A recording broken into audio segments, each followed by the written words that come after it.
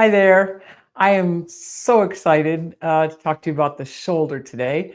Welcome to Move Without Limits Club podcast. I'm Kate Grace, physical therapist, orthopedic physician assistant, and our goal is to educate you about all orthopedic problems so you will be well informed, know what your problem is, and know what the right treatment and how to get a resolution.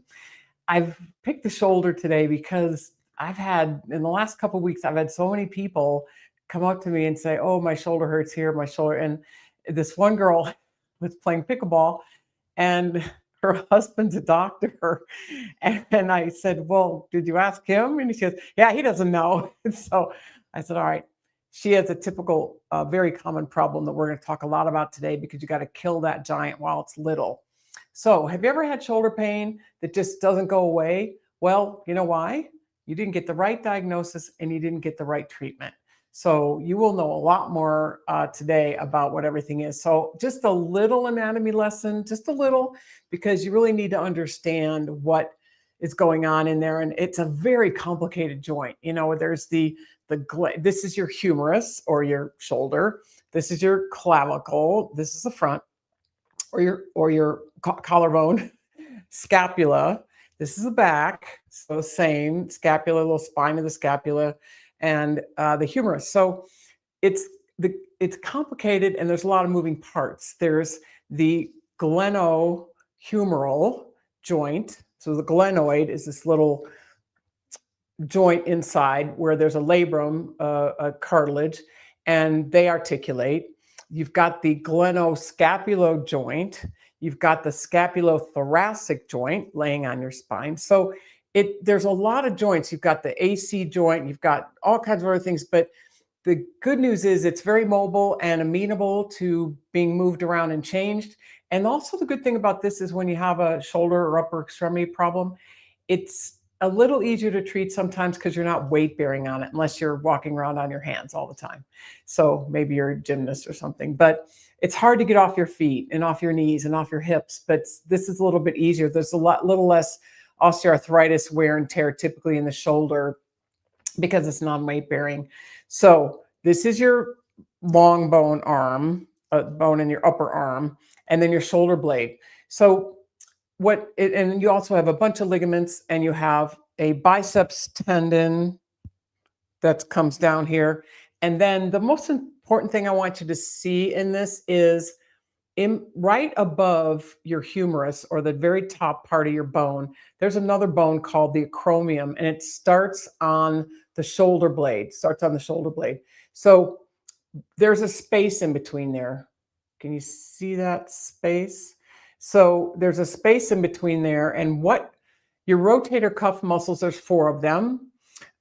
There's 3 on one side on the back, and there's 1 in the front. They come through that space and come through and become a conjoined tendon, come underneath that space and attach down on your shoulder or your bone. The whole goal that it's called a rotator cuff, those 4 muscles, because it holds your shoulder down while you make certain movements of your shoulder. If they don't do their job and hold it down, then your shoulder rides up and hits that bone. So we're going to talk a lot about that. So the shoulder position against the scapula is really important in terms of anatomy. So this is what you look like inside with the muscles peeled off. So what are the most common shoulder problems? Number 1 is called an impingement. And what happens there is with your shoulder, if it's in a poor posture position, which a lot of these start with, if your shoulder rolls in or rides up or is forward or internally rotated, this bone right here comes up and hits the bone above. And that's called an impingement. What kind of things hurt when you have an impingement? Overhead, raising your arm overhead, bringing your arm across the other side, other shoulder, and putting your hand behind you, and most sports, and also contact. When you make contact with a ball, that can hurt, and also repetitive motions like swimming that turns your shoulder into an internal position. The next thing, and this is why we got to kill the giant while it's little, the impingement, if it lasts there for a while, if you end up impinging and irritating this bone against this bone, that poor little rotator cuff that's right in between gets irritated and inflamed. That can cause pain, and then it becomes rotator cuff tendonitis. That's another level of problem. If you don't fix the position of your shoulder and you stop that irritation between these two bones, then it can become a rotator cuff tear, which is what we don't want to happen. So let's catch this when you first get pain, like, oh, my shoulder hurts here, right in the front. It's probably an impingement. Go see a good physical therapist, manual therapist who can change the position of your shoulder and stop that impingement. And it's easy to fix in the right hands before you get to rotator cuff tendonitis, rotator cuff tear. Other shoulder problems, you can get osteoarthritis in this joint here between the humerus and the glenoid, and that can wear down. You can irritate the cartilage. You can get a tear in your cartilage. You can get bursitis. There's a bursa underneath here to help cushion between the bones, but bursitis is an inflammation of that fluid-filled sac. There's a reason that the bursa gets inflamed. The bursa is not the problem. It's why did it get inflamed and why is it painful? So we have to look to see what the cause of that is. You can get something called frozen shoulder, or if you want to impress your friends, it's called adhesive capsulitis. That means you wake up in the morning and you can't move your shoulder. It's more common in females, unfortunately, than males. Very common between 40 and 60 years old. It's an insidious onset. No one knows why we get it, but you get it. Go to PT right away, because you don't want the capsule that's surrounding the joint to bound down on the joint and make it tighter and stiffer and more fibrotic. So go to PT right away. It's not very pleasant, but you got to get them to get their hands on you. And by the way, this can't be fixed with go do a bunch of exercises over there. It's not going to work. You got to get their hands on you, mobilize the joint, stretch out the capsule, get your shoulder joint back where it's supposed to be, and then strengthen you in that new range of motion. You can get an AC, which is a acromioclavicular strain. You can actually fall, strain this ligament right here, and your clavicle or your collarbone literally pops up in the air. It pops up. So you see this bone right here popping up. I always tell my patients, I go, well, that's the end of your swimsuit modeling career because you're a bump there. But that's, if you get a bump there, if you have a fall and it's tender and painful and you get a bump, that's an AC separation. Very amenable to physical therapy, not very amenable to surgery to try and get it back down and put tape, wind through it, put some holes in the bone. So you can live with it, but you have to strengthen everything around it to hold that position so it doesn't move any further. You're just gonna have to put up with a little cosmetic bump. And then there are a fair amount of diagnoses and causes that can cause shoulder pain that don't come from the shoulder at all. And those are neurologic and referred pain, which we're going to talk about. So it's not, people think it's in the shoulder, but it's not. So these are all the different things. Also, if you're sometimes, professional baseball pitchers can get this shoulder instability. And that's when you over and over and over, you overdo your shoulder and it gets loose and you can actually sublux or dislocate it. So that's a whole nother shoulder challenge. So these are the most common shoulder challenges. And they all most of them start with poor posture. And the reason is everything we do is in flexion, like this, looking down at our phones, reading, working on a computer. Every sport is in flexion. So what does that do? It takes your shoulders and rolls them forward and internally rotates them. So anterior translation, internal rotation. What that movement of your shoulder does, it takes this bone and rolls it closer to this bone on top and causes an impingement. You cannot operate normal shoulder, neck. I mean, if I roll my shoulders forward, look what it does to my neck. It pushes my neck forward. So there's usually a neck component, but you can't operate normally in your shoulders, have normal range of motion, have normal strength in your shoulders without having that shoulder back where it's supposed to be. So returning that normal anatomy back where it's supposed to be is key. It's really, really important. The only way that I have figured out how to do that is using a foam roller. And you can look at our video series of our foam roller. It's on our website. Um, we give you, it's about a 45-minute program designed to show you how to use a foam roller. But you should be able, and no one believes me until I show them this on the floor, but you should be able to lay on the foam roller vertically like that, head to tail, lay back on it, and bring your arms out to 90 degrees and then drop them back on the floor. Now, a lot of people can't do this because they can't get their shoulder back into external rotation where it needs to be. But if you just lay on the foam roller vertically, put your arms out at 90, your humerus here, 90 degrees, and then drop your hands back to see where you start. I mean, some people start way up here and they need to get way back here. Not only to not hurt your shoulder and to have normal shoulder function, for specific sports, you have to have full external rotation. So golf, for example, if you want to get back in that perfect position in golf, this right-handed, arm straight, this arm bent, look, I have to have 90 degrees of external rotation to drop that into the perfect position. If you don't, you're going to have that wing going, you're going to come over the top and hit that ugly slice. So part of your golf swing and your ball movement might be because you can't get your arm in this position and drop it down the slot where it belongs. I was involved with a great junior tennis study many years ago, sports medicine group. And these were the best junior tennis players in Southern California. You know some of them today who are professionals. So a lot of these kids, they're so little and they just whack, just hit the hell out of the ball. And many of them had elbow pain. And they said, Kate, we've had our trainers and our therapists work on their elbow, but their elbow's not getting any better. And I said, well, let's have a look. 100% of those kids that had elbow pain had shoulder internal rotation. 100%.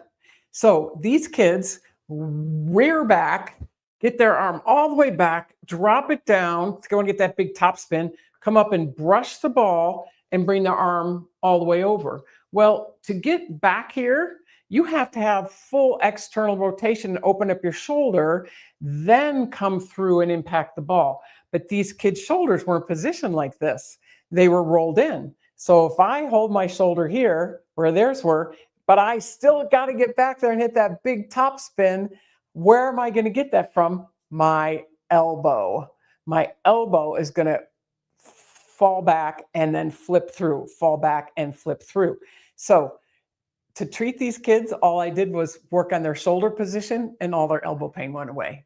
So sometimes it's a mistake for a medical professional to just treat where they're feeling their pain, because oftentimes it's not there.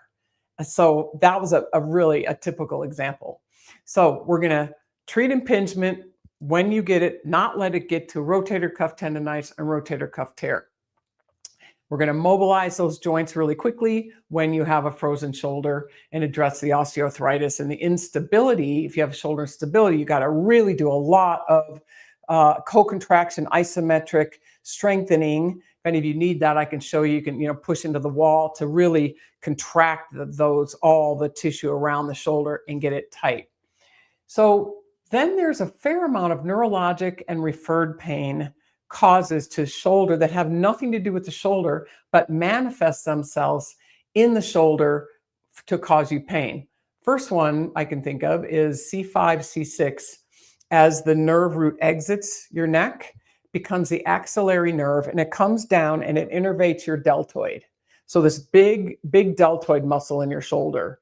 So I've had people say, God, Kate, I've got this really bad pain in my shoulder. It's like right in my muscle. Well, you'd have to fall off a 5-story building right on your deltoid to hurt that muscle.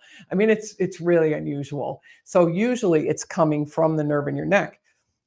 You get your neck treated, open up the foramen, the hole where the nerve comes out, so they're not getting that axillary nerve compressed, and their shoulder pain goes away.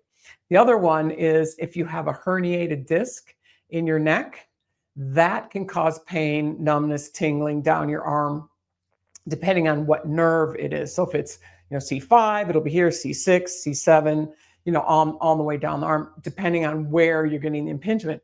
So many years ago, I was walking on the beach with a friend of mine, and she said, can I ask you a medical question? Sure.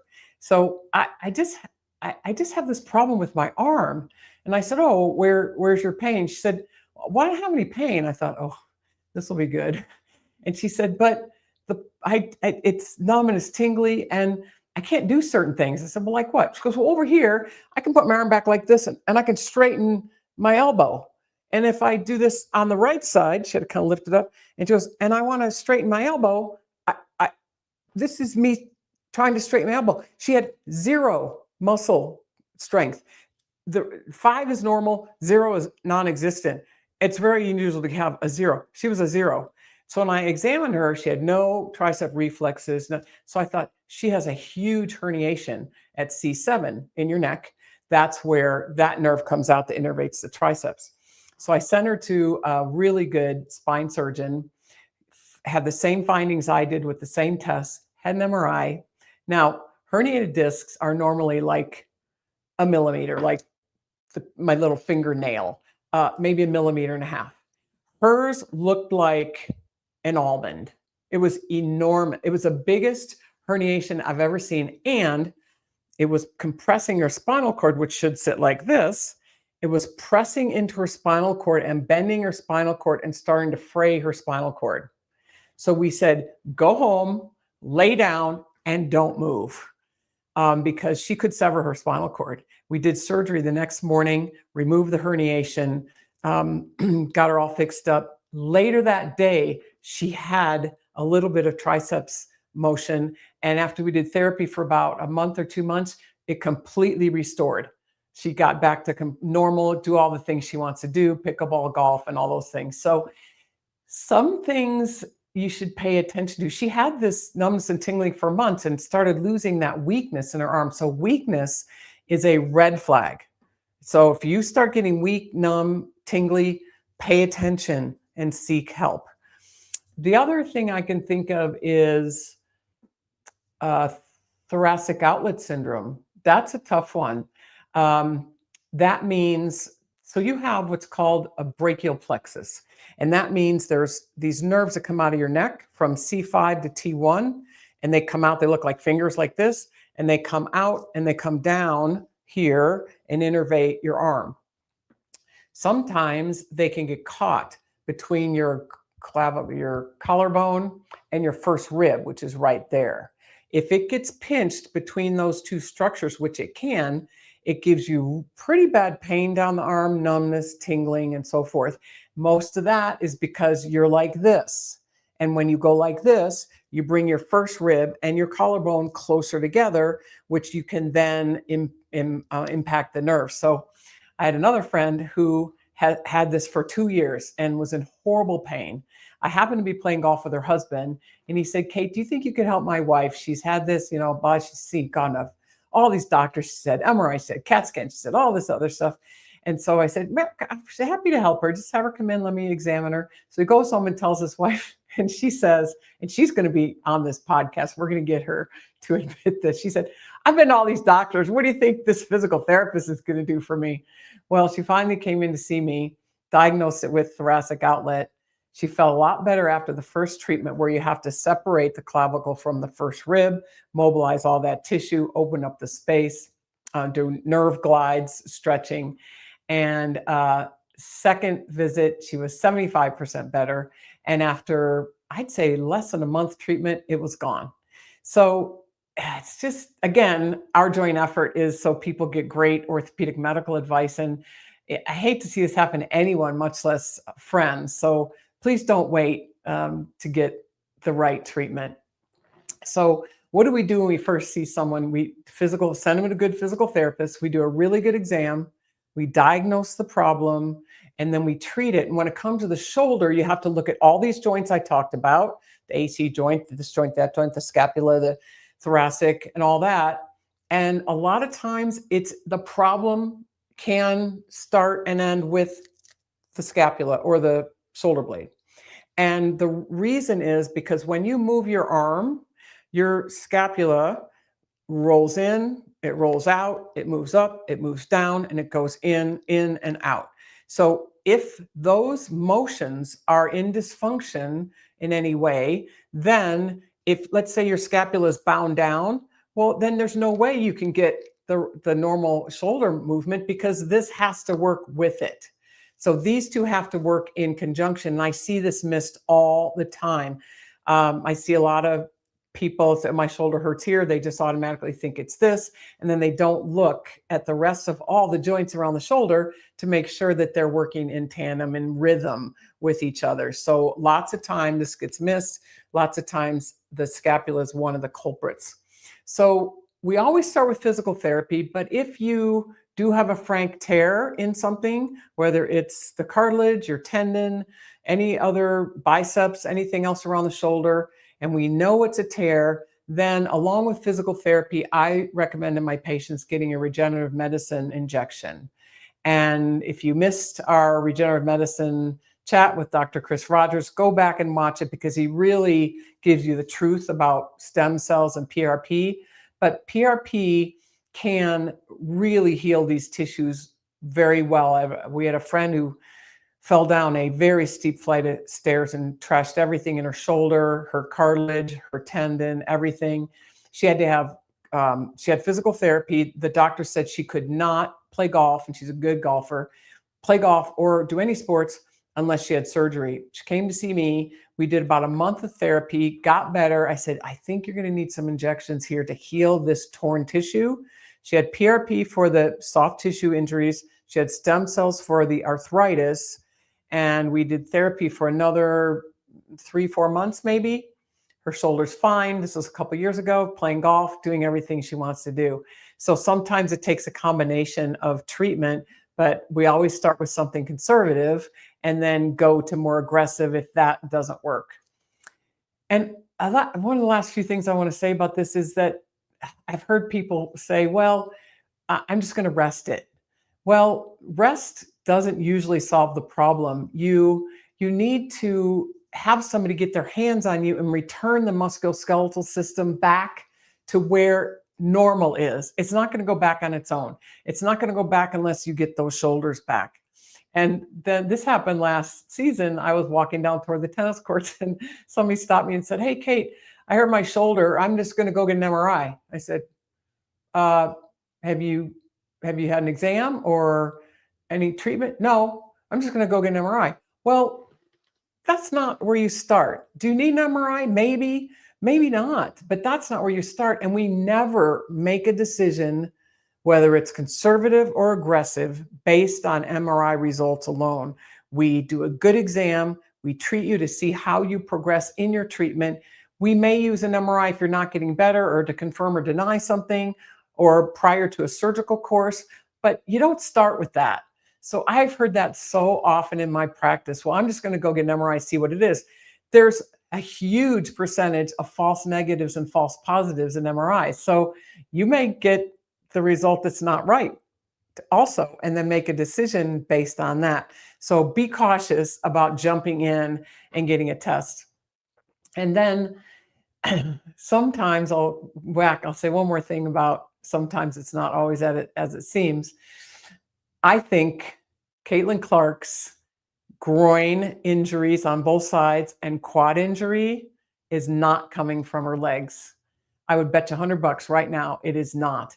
Because what did she do? Was she been out a month? And they probably treated her groin and her quad, and she rested. That's why the pain went down, because she rested. Then what happened? She came back and played, 2 games, and it came back. Why? They didn't get to the cause of the problem. I think she's going to be like Rolf Benerschke, who was the place kicker for the San Diego Chargers. And he died, literally, came back, was very sick, had these huge scar running from here all the way down his trunk. And when he came back, got his job back, started kicking, he had really bad groin pain. For a year, the NFL medical team tried to fix his leg pain, and they did not. somehow he found me. And when I examined him from head to toe, which is what you should get, I noticed that he was so scarred down. Nobody ever worked on his scar. Nobody ever worked on his trunk rotation. He had 50% of his trunk rotation. Now, most of you know a lot about sports and a lot about mechanics. You can't kick a football 50 or 60 yards using your little groin muscle. You have to plant, you have to rotate, and you have to forcibly rotate in the opposite direction, create all this energy and velocity to kick the ball far. He couldn't do that. So all I did for just a matter of weeks, I worked on his scar and I worked on his rib mobilization. I worked on his trunk range of motion, and then we worked on his trunk strength. He went back kicking, got to finish his career in the NFL just the way he wanted. So it's not always as it seems. And I suspect this is the same thing happening with our famous WNBA player. So that's what I want to say about the shoulder. If you have questions, please comment. Remember, you can comment later and I will answer them. And before we go to AKA Ask Kate Anything, I want to jump to our new segment, which is the crazy things I see in the gym. Here's what I saw recently, and I've seen a couple of times. Nothing wrong with lat pull downs. You can sit on a lat machine upright in good posture, and you can pull down behind your neck using your lats. Great. You can lean back a little bit and pull down right into your chest. You're going to get a little more scapular strengthening that way over your lats. But this is what I saw. Sitting on the machine going like this. I kind of grabbed my own neck because I thought, oh. And he did it over and over and over with lightning speed. So that was my crazy thing I saw at the gym recently. So please don't do it that way. Stay in a good posture and do the lats the proper way. So I don't know if we have any questions for us today for the shoulder. Happy to answer a couple for anybody. Jill has asked, is it my rotator cuff? Well, so is it my rotator cuff? It could be. There's specific tests we do to test those 4 muscles in your rotator cuff. Those muscles do different things. Some lift your arm up like this, some do this, and some do this. So some internally rotate your arm, externally lift it at a specific angle. We can tell by doing a manual muscle test on which one of those muscles are affected and which tendon might be torn, whether it's your infraspinatus, supraspinatus. So the best way to diagnose that is a really good exam. Our biggest fan, Bobsy, which nerve and where in the shoulder is being impinged when the thumb, index, and middle finger falls asleep, and mostly when lying on it? Thank you. Well, again, that's a nerve thing coming out of your neck, and it can be, well, it's probably C8, but I would have to examine you, determine one side of your hand is a certain nerve and the other side is a different one. But it's the lower portion of your C7, C8 of your cervical spine. So the best way to open that up is to stretch your neck in extension and flexion and open it up in rotation and side bending, particularly side bending. And if you do this, you can drop your ear to your shoulder, take the opposite hand up here, pull it over, drop this arm down, and reach I'm going to reach my right arm to the floor. So that will open up those low fibers down in the lower part of your cervical spine. But that's typically the nerve that does it. But if you can get I know you have a good manual therapist, you can get the therapist to mobilize each one of the vertebrae of your neck and then work on the tissue and open it up. Lots of times too, it's caused by tight muscles in the front and the sides of your neck. And so you'll need those worked on too. That's not pleasant, but sometimes it's required. Mary says, I have had shoulder pain for 6 years. I have had physical therapy, stem cells, and PRP. I need help to try and avoid the shoulder replacement. Mary's had pain for a long time, had a lot of PT and injections, and she wants to avoid total shoulder, which I would recommend too. The total shoulders aren't as good as the total knees and total hips, you will always be left with a little bit of limited range of motion and strength. It's another big operation, although can be successful with people. The reason to do that is severe osteoarthritis in the shoulder. So if you have other things going on, those need to be addressed before you consider that. And I'm happy to talk to you about the type of therapy you got. Maybe they didn't address all the components in your shoulder and your scapula to give you some relief. They might have missed a neck component. If your physical therapist is not spending the majority of your time in physical therapy with their hands on you, changing the musculoskeletal system, that's not therapy. If you got a few minutes with the therapist and then they told you to go do these exercises or stuck you on traction or something like that, that is not good therapy. So I'm not sure what you got. But if you want to message me or send me a comment separately, I will be happy to talk with you specifically about that. Because if you've done all those things, then it should have been helpful in decreasing your pain. But something's not right in the type of treatment you've had. Sue has asked, why does my shoulder hurt when I reach overhead or behind my back? Why does my shoulder hurt when I reach overhead behind my back? I think we talked about that with an impingement. So if you reach behind your back, look what I'm doing. I'm bringing that bone closer to that bone, impinging that space. If I go overhead, it's the same thing. If you go to reach across or you go across to reach something like that. So that all causes impingement. And what you need to work on is, so besides getting on the foam roller and opening it up, how about we do some exercises with a band? So you can, let's see, can you see my arms here? So start here and go push out and keep your elbows in. You might want to use a longer band, but this is the first thing I could grab. So pushing out, so you want to increase your external rotation, but also strengthen it with a band and do it in a bunch of different ways. And then do some rows with your band, put it in a door jamb, do some rows, do some individual rows. So you have to regain your range of motion, but you also have to strengthen all those muscles in the back of your shoulder so you can hold that position. I see, this is kind of an offshoot of crazy things I see in the gym, but I see these guys working out and they're all working their pecs and the front of their shoulders. And I don't see them ever doing upper back, or I should say rarely, not ever, upper back. You have to strengthen they're called slow phasic postural muscles. They hold you upright against gravity in a good posture. And they also keep your shoulders and neck in alignment. So your neck should sit right on top. Your ear should sit right over your shoulder. It shouldn't be like this. I had a patient once, I have a picture of him, and he came in and his neck was like this. And I said, man, your big bowling ball is so far forward that we're never going to be able to get rid of your neck pain unless we get your head back where it's supposed to be. So that is just so key. And again, it's because we just bend over so much. Denise has asked, what's causing pain to shoot down my arm? What's causing pain to shoot down my arm is nerve impingement. So if you have pain shooting down your arm, it has to come from a nerve out of your neck. And it's so common to have a neck component with an arm component. So if it's shooting down your arm, the cause is coming from your neck.